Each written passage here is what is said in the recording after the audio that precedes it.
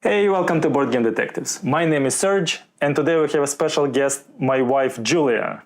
Hi guys. Being here is a result of our previous discussion where originally I wanted to give a negative review for Waterfall Park because I was upset with this game. And I will explain you why.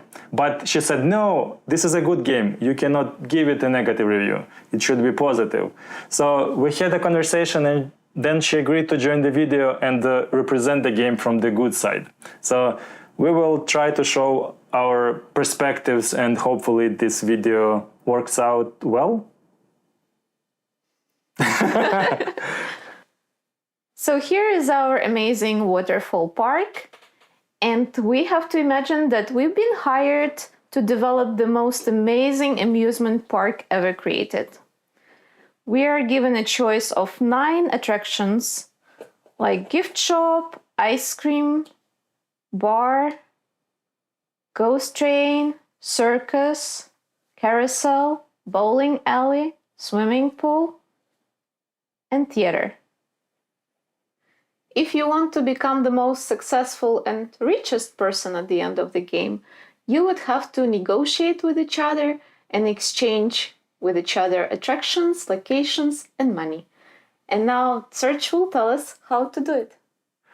There are 4 phases in each of the 4 rounds in this game. The first phase is preparation. Each player would get location cards, and those are just simple numbers for each of the slots in our amusement park. Players would pick the ones that they believe would bring them to success, and they would discard the other 2 which they don't need at the moment. So now, once the selection is done, each player would mark their spots with their color tiles. So for example, 42, I would put it here.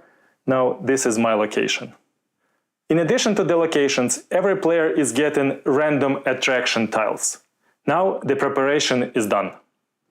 And now the second phase begins, the most fun one, where you can negotiate with each other and trade in any combination and quantity you want. And there are 3 things you can exchange: location, attraction, or money. And there are 2 main reasons why you want to negotiate and trade. First one is that you're trying to collect the sets of attractions, and the set sizes can be 3 of the same tile, 4 or 5 tiles of the same type.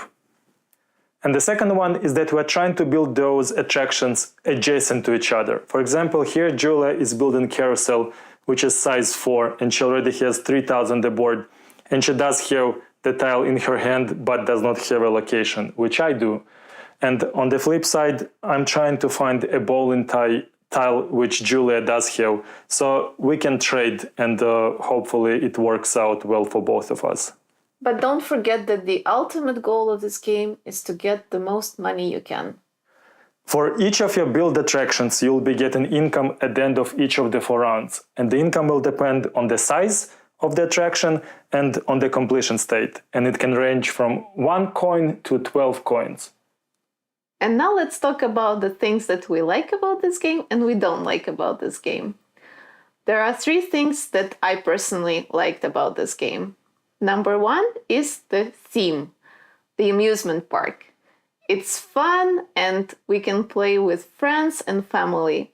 Out of all these games that we've got, none of them have this theme, so I think it's pretty cool.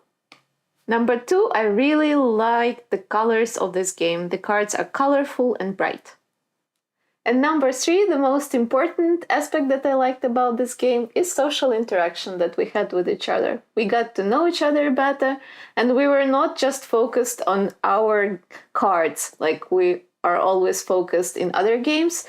We were focused more on interaction. And here I wholeheartedly agree with Julia.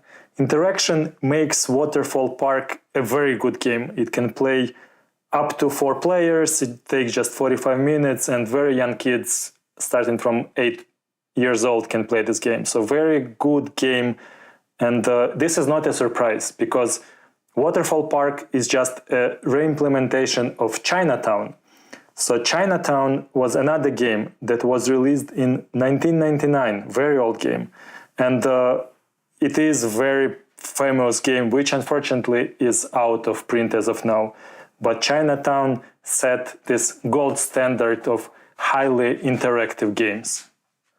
And this is the main reason why I was upset with Waterfall Park. For the last couple of years, I was frantically searching for a used copy of Chinatown and I couldn't find it. And I was hoping that they would reprint Chinatown.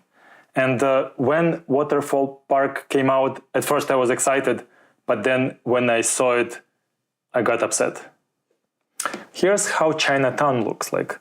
You build different shops in a city and you can build restaurants, jewelry, florist, and I really like how clean it looks. Very simple and elegant design. And this could be purely subjective, but when I look at this board, it's a disaster for me. It's too many colors.